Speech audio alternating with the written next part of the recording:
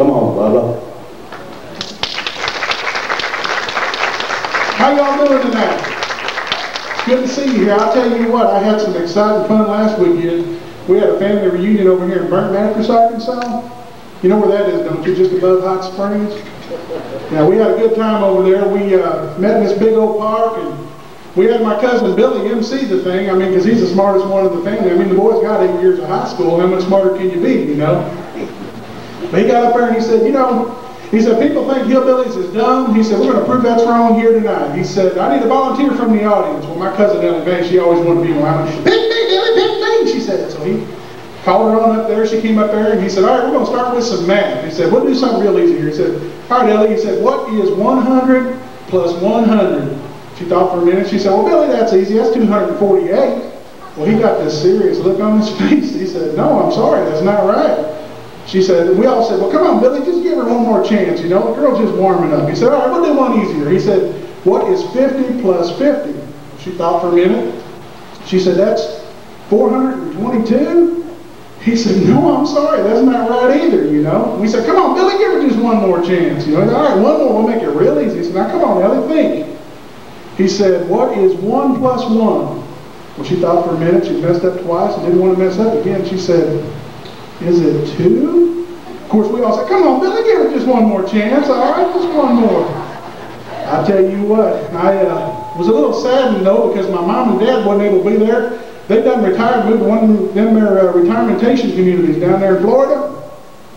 And I did get to talk to my mama on the phone, and she said, Leroy, you know, this getting old is no fun. She said, my eyesight's about gone. I can hardly hear anymore. I don't move as quick as I used to. She said, but thank the Lord, I still got my Florida driver's license. I tell you, I got to see my cousin Jim Bob. I haven't seen him in a long time. We used to be real close when we was kids.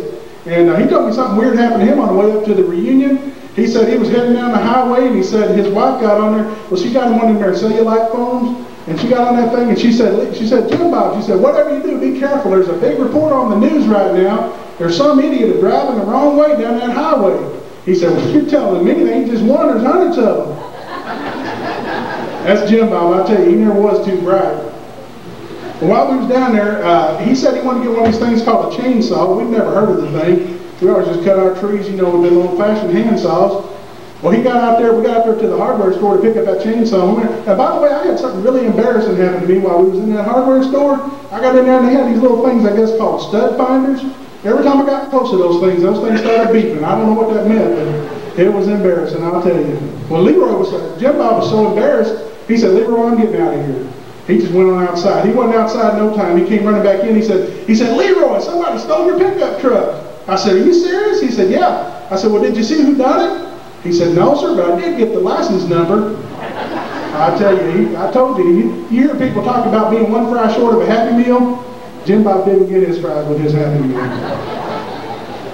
No, but we got in there and we got that chainsaw. Salesman came over and showed it to us, and we got to looking at it and said, all right, I think we'll take it, you know. So we took it over to Jim Bob's place, and we got out there and we tried to use that thing, and I tell you what, we were disappointed. We brought it back the next day and said, something must be wrong with this thing. We cut more with our handsaw than we did with this. He said, well, maybe something's wrong with it. Here, let me see it. So he took it from us, and he pulled this thing on it and went, and we said, what's that noise?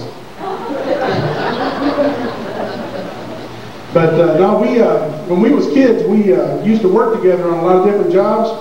I said kids, I mean we was in our 20s and stuff. One time we had this job digging ditches. It was rough. It was hot weather. It was like it is now out there. We was sweating and everything. We looked up, the supervisor was sitting up under the tree taking it easy. And we said, well, you know, how come he's sitting up there taking it so easy? We're down here working so hard. And so Jim Bob said, well, I'm going to go ask him. So he went on up there and he went up there. He was mad. He said, hey, how come we're working so hard down here? You're up here taking it easy, you know. Supervisor said, well, that's because of a little thing called intelligence. Well, Jim Bob had never heard that word before. He said, intelligence, what's that?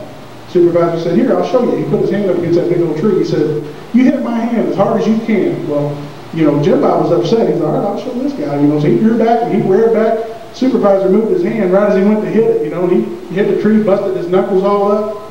Supervisor said, now that, my friend, is intelligence. Well, Jim Bob came back down there. I said, well, what did he say?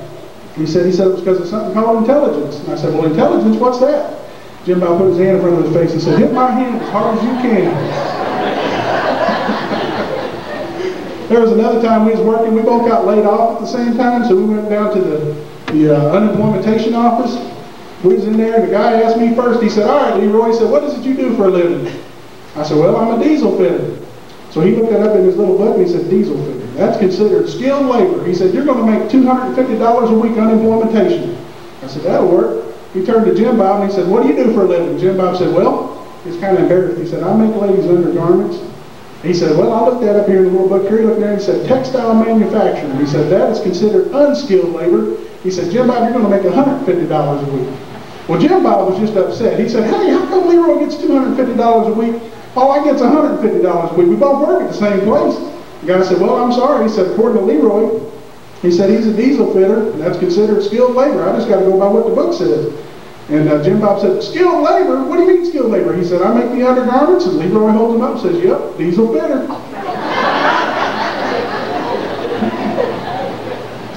Well, while we was down there, we decided to go out and do some hunting. We got out there in the woods, and we got to looking around. I almost fell in a big old hole. And Jim Bob said, well, I think that's an old well. So we decided to throw a rock off in there and listen, see if we could, see how deep the thing was. And so we threw a rock in there and listened, and never heard it hit the bottom or nothing. Said, man, that thing must be deep. So we got us a bigger rock, threw that off down in there and listened. Still didn't hear it hit. So we're looking around for an even bigger rock. We never found one. But what we did find was an old railroad tie. So we each grabbed an end of that railroad tie and took it over there and threw that off in there. And we're standing there listening, and all of a sudden heard a noise and looked around. There was a goat running straight at us. We jumped out of the way, and that goat jumped right in that well. And we're like, what was that all about? All of a sudden, the guy walked up and said, hey, you fellas haven't seen a goat around here, have you? We said, well, yeah, we just saw one come jump in that well. He said, no, sir. He said, that couldn't be my goat, because my goat's tied to a railroad tie. We didn't want any part of that. We just kind of got on out of there. Now we got out there and got to hunting, and it started getting dark, and Jim Bob was getting scared, Leroy, what are we going to do? It's getting dark. I said, well, just calm down. I said, I've always heard if you're lost in the woods and you don't know where you need somebody to come and help you out, all you got to do is shoot 3 times in the air, somebody come and rescue you. He said, well, let's do that. I said, all right, calm down, we'll do it. So we shot 3 times in the air. We waited and waited. Nobody showed up. He said, what are we going to do? I said, well, let's shoot in the air 3 times again and see what happens. We did and waited, same thing, nobody showed up. He was really getting scared now. It was almost completely dark. He said, I don't know, what are we going to do? I said, well, just calm down. I said, we'll try it one more time. I said, but I do hope it works this time. He said, well, how come? I said, because I've only got 3 arrows left. I remember when he was younger, he went and got him a couple of dogs, and I said, well, what'd you name them? He said, well, Timex and Rolex. And I said, why in the world would you name them that? He said, well, hello, they're watchdogs. He told me the other day his dog had some puppies, and I said, well, what'd you name them? He said, well, I named them Thunder and Lightning and Liberace. And I said, well, what do you mean by that? He said, well, Thunder, because he's always barking all the time, and Lightning, because he's quick. I mean, he just runs here, runs there. I said, yeah, but what about Liberace? He said, well, because he's the pianist.